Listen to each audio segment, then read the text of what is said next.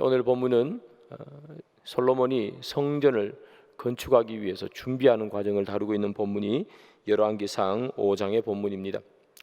열왕기서는 언제 쓰여지는가 하면 이스라엘 백성들이 이스라엘 나라가 다 망하고 그리고 포로로 끌려간 그 시대에 쓰여진 책입니다. 즉 다시 말하면 포로기 때 쓰여진 책이라는 것이죠. 나라가 망하고 앞길은 알 수 없는 그 암담한 시기에 쓰여진 책이 열왕기상이라는 그 책입니다. 그렇다면 이 열왕기는 누가 기록했는가? 열왕기서를 누가 기록했는지는 알 수가 없습니다.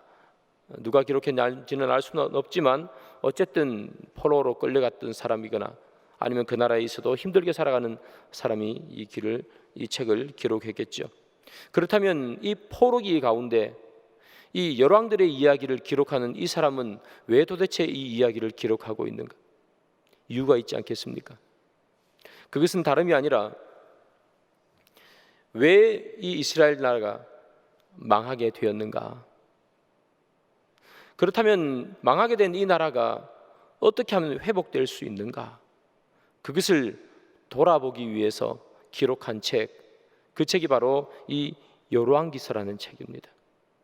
여러분, 이스라엘 백성들이 왕을 달라고 말하지 않습니까? 그런데 하나님께서 허락은 하시지만 하나님께서 기뻐하시지는 않으셨지요. 사무엘도 그것이 옳다고 생각하지는 않았습니다. 열왕기서를 쓰는 이유, 첫 번째 왕인 사울부터 시작해서 마지막 왕까지 열왕기를 쓰는 이유는 무엇일까? 가만히 생각해 보면 하나님께서 원하지도 않는 왕을 달라고 했는데 왕을 주노니 결국 망하더라 하는 내용 아니겠어요? 그래서 열왕기를 쓰는 목적은 아주 단순합니다. 너희들이 왕을 달라고 했는데 왕을 줬더니 결국 이 왕 또 저 왕 여러 왕 많이 생겼지만 결국 망하더라. 그곳 가운데서 우리가 교훈을 얻자 하는 것이 바로 열왕기서에 쓴 이유겠지요. 그러면 오늘 본문에 솔로몬이 성전을 건축하는 것을 준비하는 그런 내용이 나옵니다. 그렇다면 이 열왕기서의 저자의 관점에서 이 솔로몬 성전 건축을 이야기하는 이 5장을 살펴보면 이것도 당연히 그런 빛 안에서 해석이 될 수 있겠죠. 자, 그렇다면 오늘 본문을 한번 살펴보면서 오늘 본문이 우리에게 무엇을 얘기해 주는지 함께 나누어 보겠습니다. 다윗은 자신이 직접 성전을 짓고 싶었죠.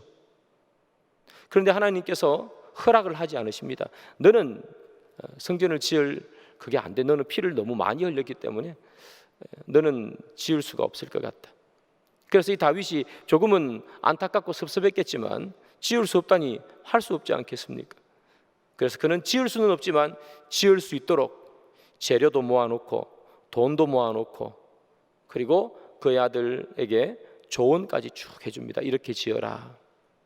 그래서 어떻게 보면 모든 것을 다 다윗이 준비해 놓았습니다. 그리고 다윗은 죽게 됩니다. 다윗이 죽고 솔로몬이 왕이 되었습니다. 솔로몬이 왕에 즉위했다는 이야기를 듣자 오늘 본문에 보면 두로 왕 히람이라는 사람이 이 솔로몬에게 축하 사절단을 보냅니다. 두로 왕 히람이 왜 그러면 축하 사절단을 이 솔로몬에게 보내는가? 그건 이유가 있죠. 1절에 이렇게 기록되어 있어요. 끝에 보면 히람이 평생에 다윗을 사랑하였음이라 이렇게 기록하고 있어요. 히람과 다윗 사이에 관계가 아주 좋았다는 거죠. 요즘 말로 치면 절친이에요, 절친. 그때 사실은 이 다윗은 이 두로라는 땅을 통치하고 있었거든요. 어떻게 보면 주인 나라, 이 속국 이렇게 되는데도 불구하고 이 둘이 아주 사랑하는 관계, 절친이었단 말이죠. 그러니까 다윗이 죽고 다윗의 아들 솔로몬이 왕위에 등극하니까 그가 축하 사절단을 보내준 거예요. 그러니까 이 솔로몬 입장에서도 고마우니까 다시 감사의 사절단을 이 두로 왕 히람에게 보내주는 거죠. 근데 감사의 사절단을 이렇게 보내면서 단순히 축하 사절단 보내주셔서 감사합니다 그 이야기만 하는 것이 아니라 어떤 한 가지 제안을 히람에게 하는 거죠. 그 제안이 뭐냐면 자기가 아버지의 뜻을 이어서 성전을 건축하려고 하는데 성전을 건축하려니까 나무가 필요하더란 얘기죠. 백향목이. 그래서 이 백향목은 어디서 주로 나느냐? 이 두로라는 이 나라에 있는 이 레바논 그곳에서 이 백향목이 좋은 백향목이 나는 거예요. 그래서 이 솔로몬이 감사의 사절단을 보내면서 내가 아버지께서 지으려고 했던 그러나 짓지 못했던 그 성전을 내가 짓고 싶은데 성전을 지으려니까 백향목이 필요하더라. 그 백향목을 좀 벌목해서 우리에게 주면 좋겠다. 그 제안을 솔로몬이 하는 거죠. 그러니까 이 히람이 그 제안을 듣고 좋아했어요. 우리가 백향목뿐만 아니라 잣나무까지 주겠다. 이렇게 얘기하면서 응답을 했죠.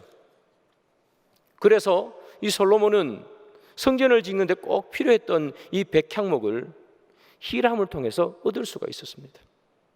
근데 여러분, 성전을 짓는데 중요한 재료 중에 하나였던 이 백향목을 제공한 사람이 누구냐? 두로왕 히람이라는 사실이죠. 그는 예수를 믿는 사람이 아니지 않습니까? 하나님을 믿는 사람이 아니에요. 그는 하나님이 아니라 이방신을 섬기는 그런 두로나라 왕이었습니다. 그런데 그는 성전을 건축하는데 도구로 사용되었어요. 이것이 우리가 기억해야 되는 거겠죠. 우리가 이 히람이 백향목을 주는 것을 보면서 우리가 기억해야 되는 것은 뭐냐면 믿지 않는 사람, 우리로 치면 흔히 세상 사람들, 그 사람들을 우리가 어떻게 대해야 되는지를 보여주는 거예요. 그 사람들도 비록 예수를 믿지 않지만 예수님의 복음을 위해서 사용되는 도구가 될 수 있다. 우리는 그 마음을 가지고 세상 사람들을 대해야 된다는 거예요. 오늘 본문에 기록되어 있지 않습니까? 다윗이 히람과 서로 사랑했다, 아주 친했다는 이야기죠. 다윗이 히람하고 싸웠다, 관계가 나빴다, 그렇게 이야기하지 않는 거예요. 아주 가까워지니까 백향목을 선뜻 내어주는 거예요. 바로 그런 것처럼 믿지 않는 사람도 하나님의 일을 위해서 사용되어질 수 있는 거예요. 그래서 이 다윗이 히람과 좋은 관계를 맺었던 것처럼 우리 또한 믿지 않는 사람들과 어떤 관계를 맺어야 하는가? 좋은 관계를 맺어야 하는 거예요. 믿지 않는다고 해서 마음의 문을 걸어 잠그고 예수도 안 믿는데 뭐, 이것이 아니라는 이야기를 지금 하는 거죠. 우리가 왜 이 땅에서 살아야 하는가? 우리가 왜 저 산속에서 살지 않고 이 땅에서 살아야 되는가? 그것은 예수 믿지 않는 수많은 사람들이 사는 이 땅에서 그 사람들이 예수 그리스도의 복음을 전파를 위한 도구가 될 수 있기 때문이에요. 그래서 우리는 산속에서 사는 것이 아니라 여기 이곳에 믿지 않는 사람들이 바글바글거리는 이곳에 사는 겁니다. 때로는 그 사람이 예수 그리스도를 믿는 사람도 돼야 되겠지만 믿지 않을지라도 그 사람이 예수를 위해 사용되는 도구가 되어야 된다. 그러면 이 히람이 성전을 짓는데 도구로 사용되었던 이유는 뭡니까? 그가 손톱 백향목을 내어놓았던 이유는 뭡니까? 다윗과의 관계 때문이죠. 관계가 좋았기 때문입니다. 그러면 우리는 세상 사람들에게 어떻게 해야 되나? 나 때문에 믿지 않는 사람들이 교회에 대한 좋은 인식을 가질 수 있게 만들어줘야 된다는 얘기. 다윗이 이 두로왕 히람을 바라보면서 이 속구가 아니겠어요?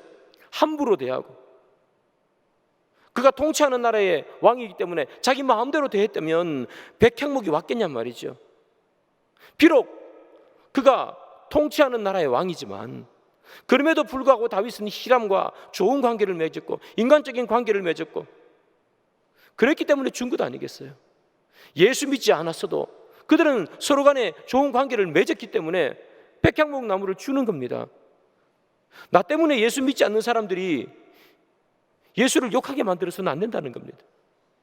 나 때문에 비록 이 사람이 예수를 믿지는 않지만 그러나 이 사람이 예수에 대한 좋은 인상을 가질 수 있어야 된다는 얘기예요. 우리는 그런 관계를 세상 사람들과 만들어 가야 된다는 얘기죠. 우리의 믿음이 우리 안에서만, 우리의 삶의 아름다운 모습들이 우리만 있을 때만 나타나서는 안 되고, 세상에 살아갈 때, 믿지 않는 사람들과 섞여 살아갈 때 내 믿음이 그 안에서도 드러나야 된다는 거예요. 그때 그 사람은 나를 보면서 예수의 도구가 될 수 있다는 거죠. 그것이 우리가 세상을 살아가는 방법이에요. 믿지 않는 사람들과 섞여 살아가는 방법입니다. 우리는 세상에서 살잖아요. 주님께서는 우리에게 뭐라고 얘기합니까? 너희들은 세상의 빛과 소금이라고 얘기하잖아요. 너희들은 저 산속의 빛과 소금이 아니라 세상의 빛과 소금이라고 해요.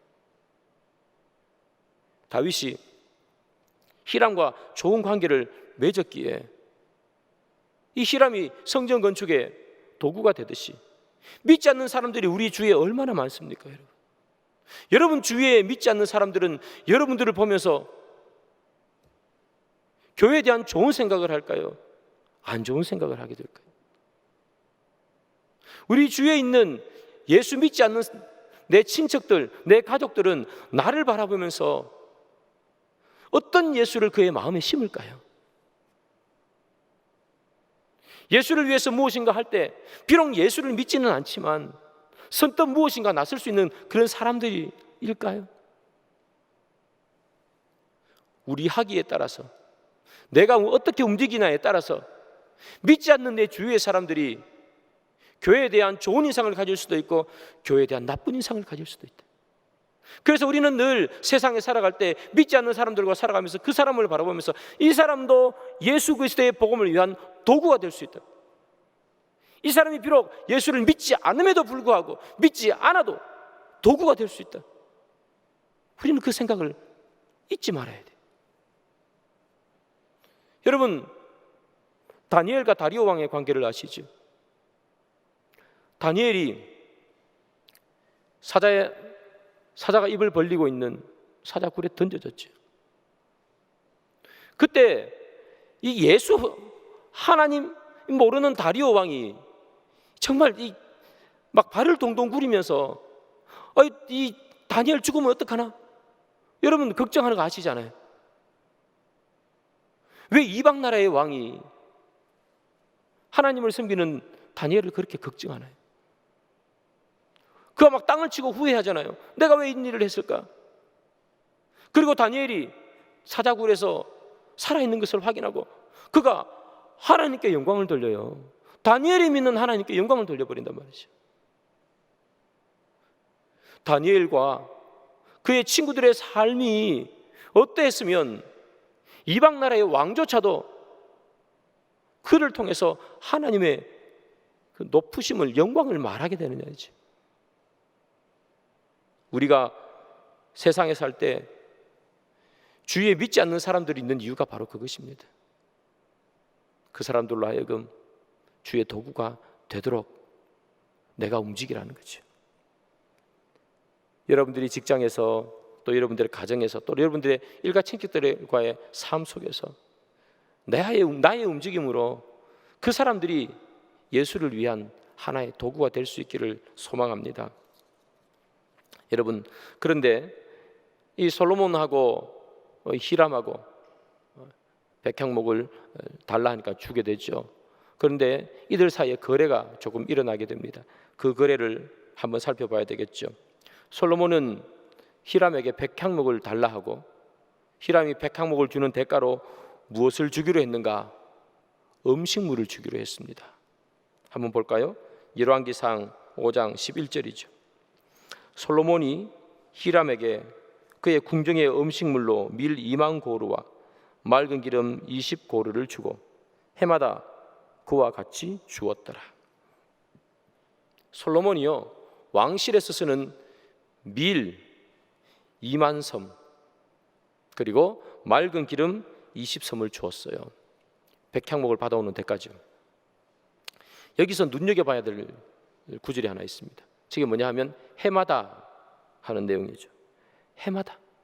여러분, 여기 밀도 밀이지만 맑은 기름은 그 당시 상당히 이 값어치 나가는 그런 기름이었어요. 그래서 성전에서 쓰는 그런 기름으로 쓰였던 게 지금 맑은 기름인데, 밀과 맑은 기름을 해마다 바쳤어요.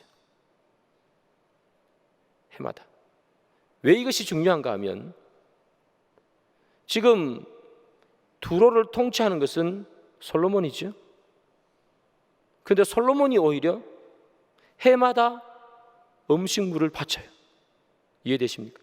해마다 바쳐요. 꼭 솔로몬이 속국인 것처럼. 자, 또 하나 더 봐야 됩니다. 히람에게 바치는 곡물의 양이 있습니다. 밀 2만 섬. 솔로몬이 1년 동안 왕궁에서 사용하는 밀이 양이 어디만큼 되는가? 그것은 약 3만 3천 섬 정도 됩니다. 3만 3천. 그런데 두로왕 히람에게 바치는 것이 2만 섬. 그러면 반보다 더 많이 주죠. 양이 엄청나게 많다는 겁니다. 양도 엄청나게 많고 해마다 바치고. 지금 도대체 속국이 어느 나라인가? 이스라엘이 속국인가? 아니면 두로가 속국인가?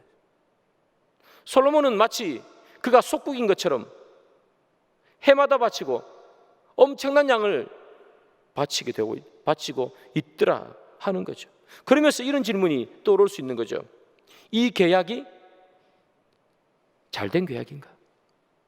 백향목을 받고 해마다 엄청난 양의 밀과 맑은 기름을 주는 것이 잘된 계약인가?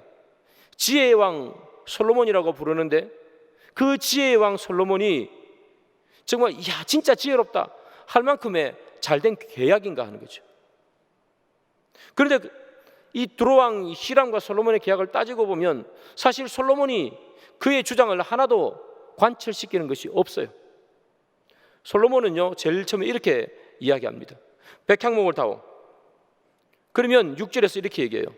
너희들이 백향목을 줘야 벌목을 할 텐데 너희 나라 사람도 벌목을 하고 이 이스라엘 백성도 두로에 보내가지고 같이 벌목을 하자, 그렇게 얘기합니다. 그러자 히람이 거부합니다. 아니, 우리끼리 해도 돼. 우리끼리 해도 충분히 벌목할 수 있어. 너희들 올 필요 없어. 우리가 벌목을 해서 솔로몬 내가 지정하는 그런 항구까지 내가 뗏목에 실어가지고 보내줄게, 이렇게 얘기합니다. 히람은 솔로몬의 제안을 거부합니다. 여러분, 또 있어요. 솔로몬이 이렇게 얘기합니다. 너희들이 벌목을 하면 공짜로 할 수 없잖아요. 돈을 줘야 되잖아요. 일을 했으니까. 내가 돈 줄게. 그 싹쓸 내가 지불할게. 품삯을. 그자 히람이 뭐라고 얘기하는가? 아니, 안 줘도 돼. 여러분, 두로 나라 사람이 일을 하는데 싹을 솔로몬이 주면 그 싹을 받는 사람은 주인이 누구냐 말이죠. 솔로몬이 주인이냐 두로가 주인이냐. 그게 두로 왕이라면 그거 싫다는 이야기죠. 내가 주면 되지. 네가 싹을 안 줘도 돼. 대신에 음식물을 줘, 이렇게 얘기하는 거예요. 그래서 밀가루 그리고 맑은 기름을 주게 되는 거죠. 그렇게 놓고 보면 솔로몬은 자기가 제안했던 것이 단 하나도 받아들여지지 않았어요.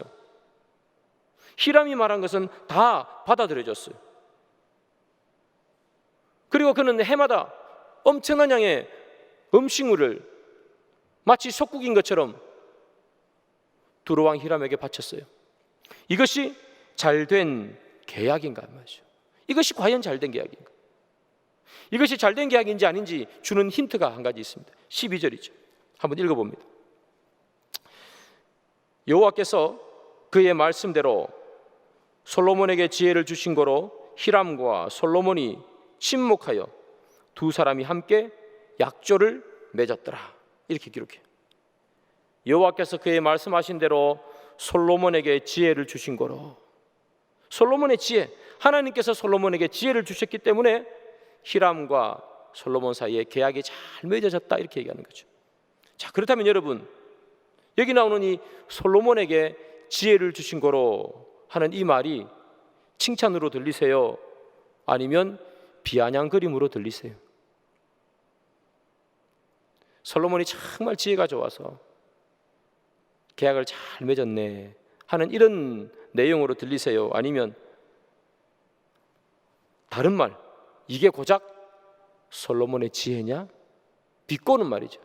야, 솔로몬의 지혜로 계약 한번 잘 맺었네 하는 소리로 들리세요. 대부분의 학자는 비아냥거림으로 해석합니다. 인간의 지혜라는 것이 얼마나 우스운가 하는 것을 보여줍니다.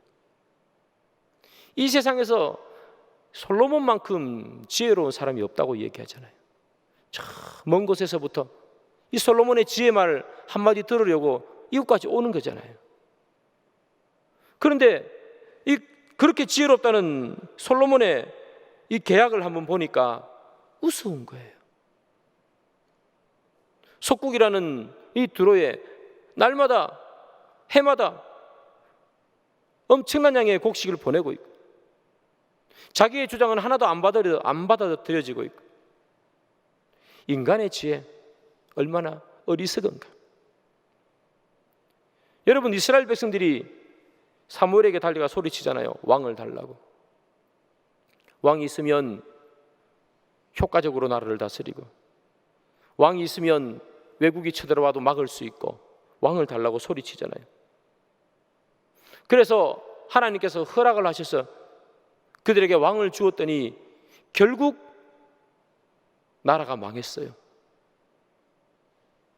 나라가 망한 후에 이 열왕기 기자는 지금 이 글을 쓰고 있는 거죠. 왜 우리 나라가 망했을까? 왜 이스라엘이 망했을까? 이 망한 나라를 다시 돌릴 수 있는 길은 어디에 있는가? 그토록 우리가 왕을 달라고 이야기했는데 가장 지혜롭다는 솔로몬도 아무것도 아니네. 인간의 왕을 의지했기 때문에, 인간의 지혜를 의지했기 때문에 우리가 망한 것이 아닌가. 지금 열왕기 기자는 이 솔로몬의 건축을 준비하는 이 과정을 기록하면서 그것을 이야기하고 있었던 거죠. 하나님께서 솔로몬에게 주신 지혜, 그 지혜로 솔로몬이 고작 했던 것이라고는 엉뚱한 계약밖에 하지 못했구나. 우리는 솔로몬이 있으면 그렇게 지혜로워서 나라를 부강하게 만들고 어떤 나라도 침범하지 못하도록 강력하게 만들고 오히려 더 큰 영토를 획득할 줄 알았는데, 그렇게 지혜롭다는 이 솔로몬은 계약조차 하나 똑바로 하지 못하네. 그렇게 지혜롭다는 이 솔로몬은 결국 많은 이방 여인들을 그의 나라로 데리고 와서 우상이 많아지게 만들어버리네. 그렇게 지혜롭다는 이 솔로몬은 결국 그의 아들 때에 가서 나라가 두 개로 쪼개지네. 지금 열왕기 기자는 그것을 이야기하고 있는 것이죠.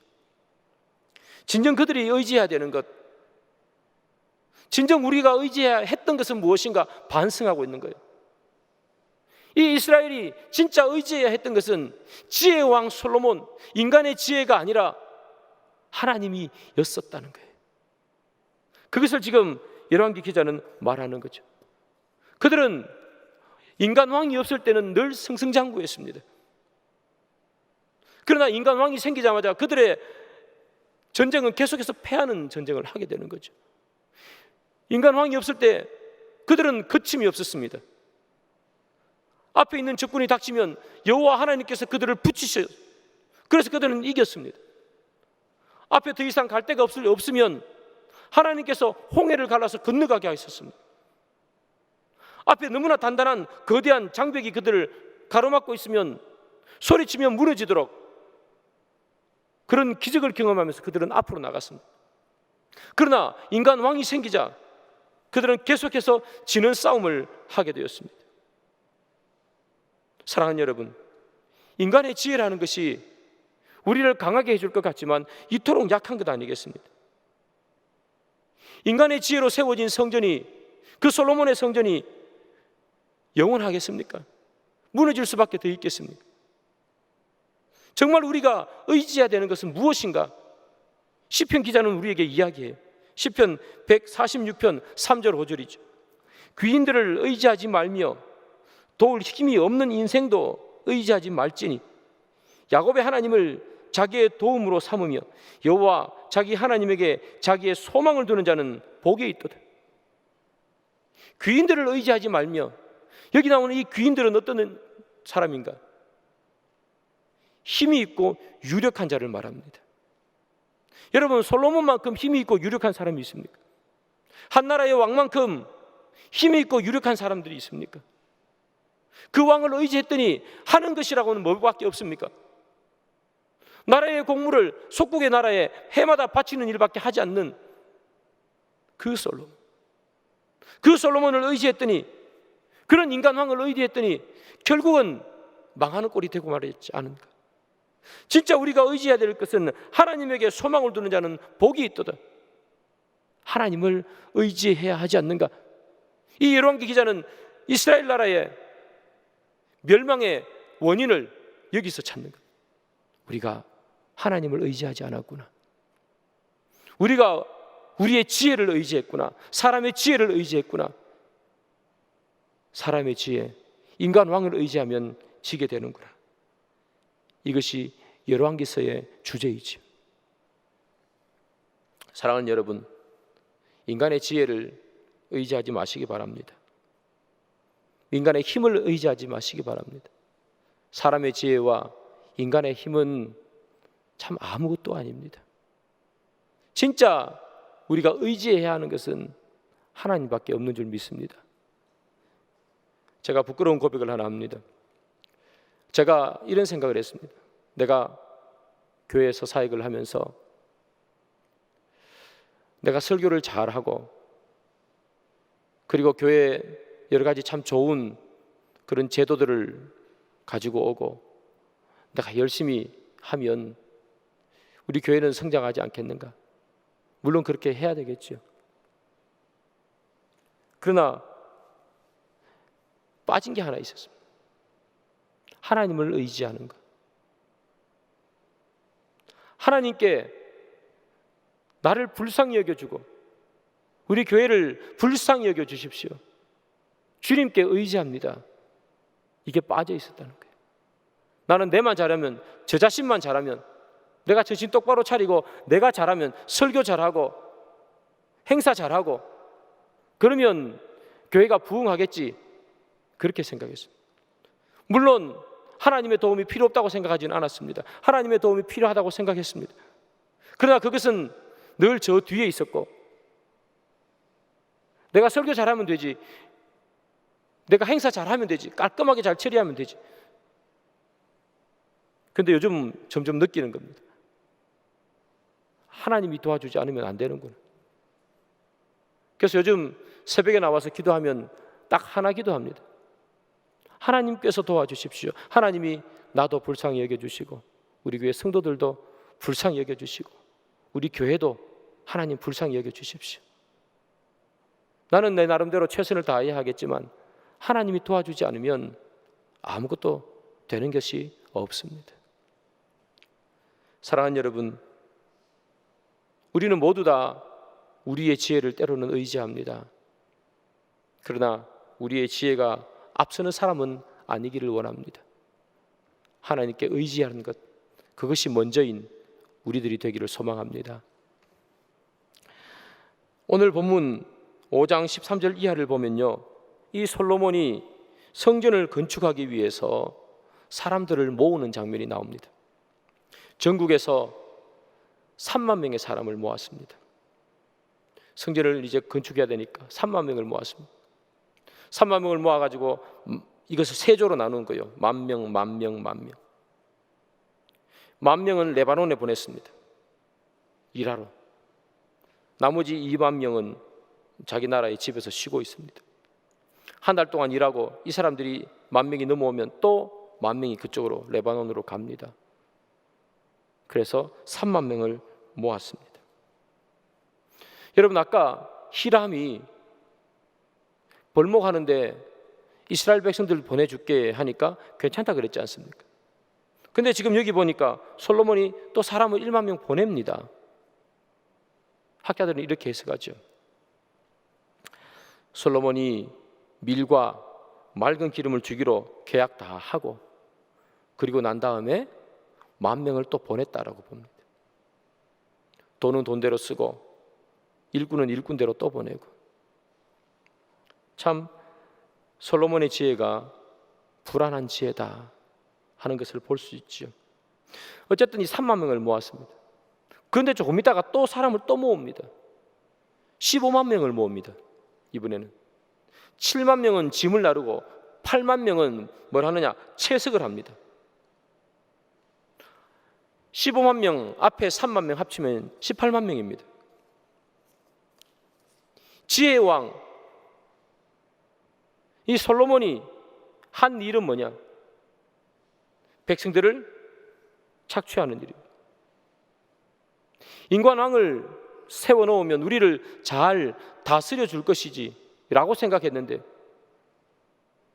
가만히 보니까 성전을 짓는다는 이유로 180,000명을 동원해서 착취를 하고 있습니다.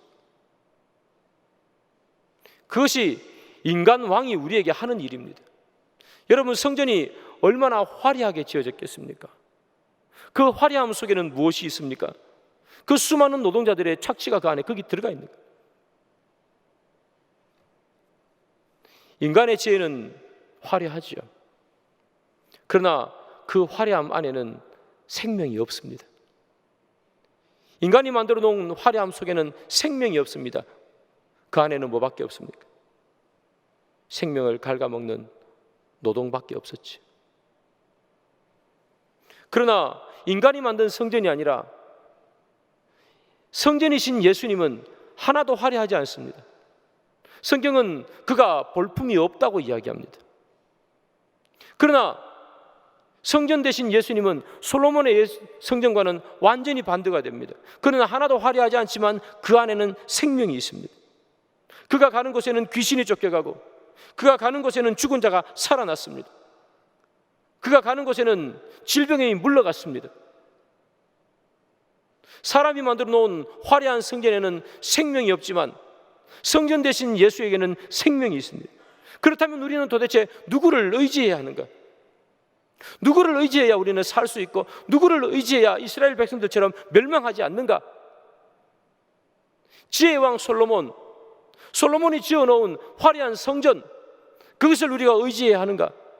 아니면 성전 대신 예수를 우리는 의지해야 하는가? 어디에 생명이 있는가? 인간의 지혜에는 생명이 있는가? 묻고 있는 것이지. 인간의 지혜는 생명이 없습니다. 화려함만 있을 뿐입니다. 그러나 하나님, 그 주님께서 우리에게 주시는 생명에는 화려함은 없지만, 그러나 그 교회는 생명이 있는 것이지. 그래서 우리는 누구를 의지해야 되는가? 예수를 의지해야 되는 거죠. 생명 대신 예수님도 그는 이 땅에 와서 늘 하나님을 의지합니다. 성경에 보니 새벽 미명에 그는 기도하러 산에 갔습니다. 그는 습관을 따라 언제나 기도했습니다. 생명의 근원 되시는 예수님께서 하나님께 의지하는 모습입니다. 십자가의 고난, 그것을 바로 앞두고 예수님께서는 겟세마네 동산에서 하나님께 기도합니다. 그 참혹한 십자가를 이길 수 있는 힘을 달라고 예수님은 하나님을 의지합니다. 누구를 의지해야 승리할 수 있는가? 도대체 누구를 의지해야 이길 수 있는가?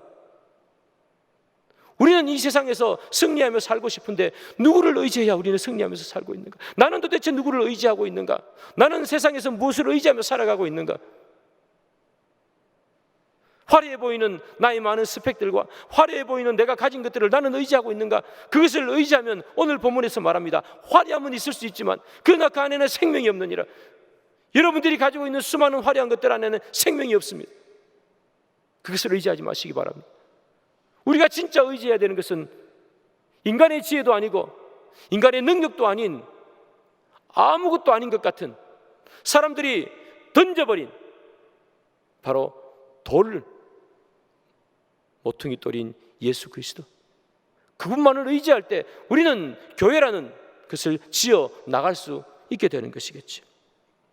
오늘 열왕기 기자는 말하고 있습니다. 왜 이스라엘은 멸망했는가? 사람을 의지했기 때문이다. 왕을 의지했기 때문이다. 왕의 지혜를 의지했기 때문이다. 사람을 의지하면 멸망한다는 것이지요. 말씀의 결론을 맺습니다. 사랑하는 여러분, 우리는 사람을 의지하면 안 됩니다. 사람의 지혜도 의지하면 안 됩니다. 오직 우리가 의지해야 될 대상은 예수 그리스도 한 분밖에 없는 줄 믿습니다. 여러분들의 인생에 다른 것을 의지하는 사람이 아니라 예수님만 의지하시기 바랍니다. 힘든 일이 와도 우리 예수님만 의지합시다. 정말 어려운 일이 찾아와도 하나님께 먼저 엎드립시다. 정말 견딜 수 없는 답답함이 나에게 몰려와도 우리 기도합시다. 의지합시다, 주님을. 그러면 주님께서는 모든 문제를 해결해 줄 능력을 우리에게 주실 줄 믿습니다.